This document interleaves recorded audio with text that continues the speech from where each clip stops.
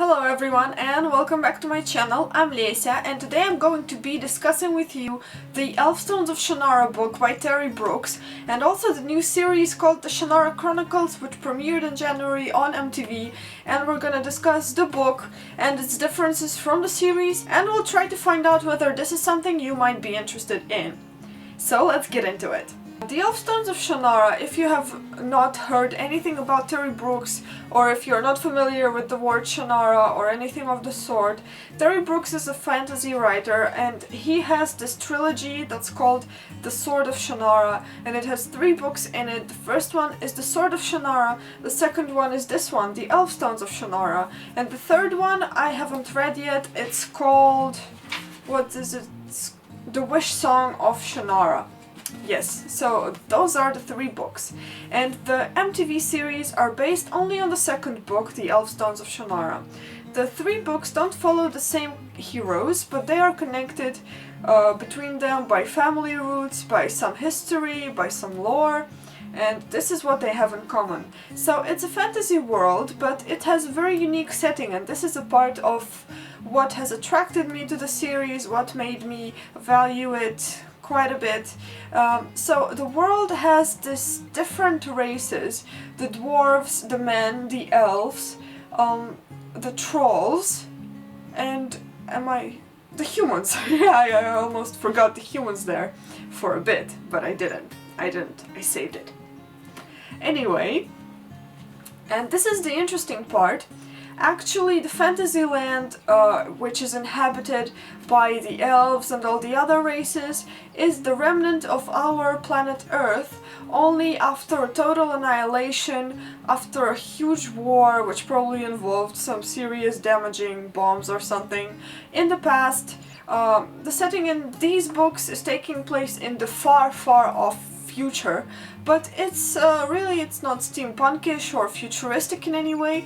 It looks and sounds basically like your standard fantasy setting, although there are quite a bit of hints to the old ways. Basically all the races that I mentioned are races that evolved from humankind. This fact was very well pursued in the MTV series. I watched 5 episodes so far, but by the time you're seeing this and by the time I'm filming it, there's a 6th episode out already. It's 1 season deal basically, because the book doesn't have that much happening in it, but the series are an entirely different thing. But the series have done a very, very good job by showing us the remnants of the world of humans. Although some of it is a bit unrealistic because, you know, the civilization that died couldn't have been preserved through hundreds and hundreds of years, as well as they're showing it in the series. So while the world is based on our Earth and our human nation, in this fantasy world where we fast forward into the present point in the books, everything is fine, the land is flourishing, everything is going great, until something major happens. In the Elven Kingdom, there's this tree called the Elcris. It's an ancient tree which symbolizes the protection from demons. But apparently, while elves think that the tree holds basically symbolic meaning, it does not. It actually holds some magic that separates the demons that were banished into a separate world, a separate alternate reality, like a cage where they have been held for years and years and years. And now the tree starts to weaken, its lifespan is ending, the borders are being breached, and the demons are seeping back into the world of the living, into the world of the elves. And this is the story, how it starts. The story fast forwards to Will Omsford, who is a young fella who is studying to be a healer in the land of the dwarves. He is half human, half elf.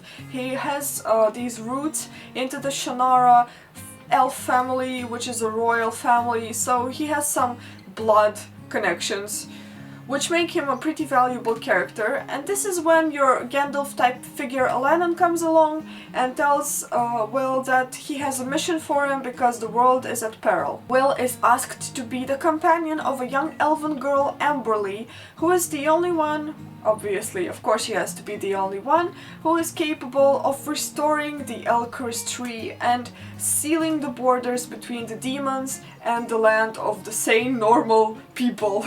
Let's call it that. And this is the setting of the story. This book is quite long. I think it's like 600 pages. Yes, it's around 600 pages more or less.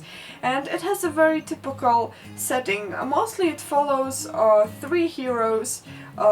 Amberly, who is a young elven girl who is forced upon this path of the Chosen One. Will, who is choose to be her protector because he possesses the Elfstones of Shannara, which are remnants of magic that will help him out on his way. And also the story shifts between those two traveling and the elves standing against the demons that are fighting each other. This book has lots of battle descriptions, which is quite interesting probably to boys, but it was apparently very hard for me to follow. Also, for one reason it was hard for me to follow because I am not very well versed in battle terms in English. I always had difficulties with imagining the battlefield, and it's very hard because those new details keep seeping in and you have to go back and reread it to get the full picture. Anyway, this was one of the problems of me with the book. One of the biggest problem I've had in the books is the Gandalf type hero or guy Alanan, who comes to find the hero Will Omsford in the beginning of the book to set him on his quest. And this is the problem I've had with the first book, The Sword of Shannara. And, you know, it's just the way it is. I mean, generic druid mage kind of guy who knows everything better than anyone, who can read thoughts, who can read minds, who can bend the will of other creatures as he wants. Basically, it was just very funny to me how Alanan can just come into a life of a random stranger and tell him, you have no choice, either you help me or the world falls into total oblivion. And you're just forced to do it. I mean, this guy doesn't even raise a solid objection. He's not like even, why? I mean, why did you pick me? Why do I have to do it? He's your typical selfless kind of guy. Well, I'm gonna help the girl that I've never met because otherwise the world will fall. I'm ready to carry the weight of the world on my shoulders. This is the part of the book that made the least sense to me, but either way, I mean, I guess it's some uncalled for criticism. It's hard for me to say much about this. I know that the Terry Brooke books have been very much compared with the Lord of the Rings trilogy, but then again, as far as I know, Terry Brooks never denied that he was very much affected by the Lord of the Rings trilogy, so you can see some resemblance in the writing style and in the plot, mostly in the first book, in The Sword of Shannara. But I have to point out that you don't have to read The Sword of Shannara to read this book, because they're totally separate, and basically the backstory is explained in this book anyway, so you're not missing out on very much. So let's go ahead and talk about the differences between the book and the TV show, because there are some, and you can still catch up with the episodes, and I think it's really quite worthwhile to watch it, but you don't really have to read the book before watching the series, because they differ quite a bit. The series are made to be more entertaining for the viewer, which is why they have altered the basic storyline quite a bit. You know, they added more interesting moments, more interesting battles, more hardships, and they made the character changes pretty huge. I mean, in the books you've got characters who look like this. Will Omsford, the skilled healer who goes on the quest to help and do his duty and help this young girl he's never met. He's kind, he's strong-minded, he has a will, he knows what to do, he doesn't give up. He's a very solid character. In the series, Will is not quite that character. In the series, Will doesn't really get this healer, strong, solid background. He is still a teenager in search of himself. He is sort of confused and he's sort of uncertain, and this is why the plot is focusing on his relationship with Amberly a lot more and in a different light than it was explored in the books.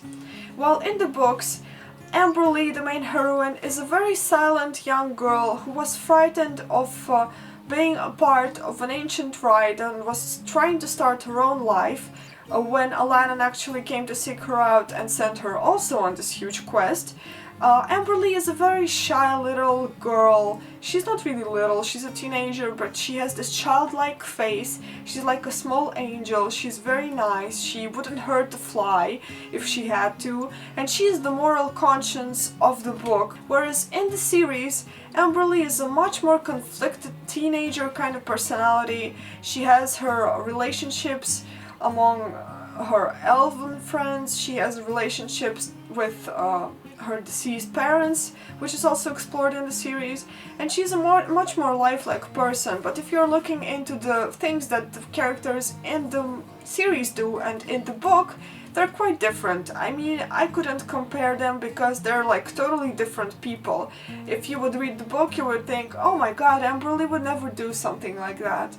But yet she does. So this is a very loose interpretation based on the story, and actually I think it's a good spin because it's much more interesting and entertaining to watch. Another character that I have to talk about is Eritrea, or Eritrea. I'm confused about the pronunciation of her name. Basically, she is this rover type girl. She's very sure of herself, she's very cocky, she's looking for bettering her position in life, and her storyline differs completely from that one which is in the books and that one which is in the series. But she's a very interesting character because she's gutsy, she's ballsy, she goes for what she needs, what she wants. If I had to rate the series of Shannara, they would probably deserve from 3.5 to 4 stars because they have made a very interesting adaptation. It's very fun to watch, and you really don't have to read the book to follow up with the series. I mean, if you read the book, you're probably gonna know the ending. Even though I haven't watched the finale of the series because it hasn't come up yet, I'm pretty sure that they're gonna follow up with what's happening in the book. And maybe that's also kind of a deal breaker, because the series have all kinds of side plots to divert you, you know, to divert your thinking, and it might be ruined if you read the book. So I would say, if you haven't heard anything about Terry Brooks, if it's your first time delving into this kind of stuff, watch the pilot episode and see if you like it. It's not as fully explanatory as if you would watch like 3 episodes or 4, but it will give you a pretty good taste of what is to come. The graphics are very nice, the actors are quite decent, the characters are quite relatable, although they also make questionable decisions, as well as some questionable decisions in the Elfstones of Shannara. So yeah, this is what I have to say on the subject. If you have read anything by Terry Brooks or the Elfstones of Shannara in particular, please let me know what you thought down in the comments below. And don't forget to like or give a thumbs up for this video, and follow me and subscribe to my channel right here. So I'll see you next time. Bye bye!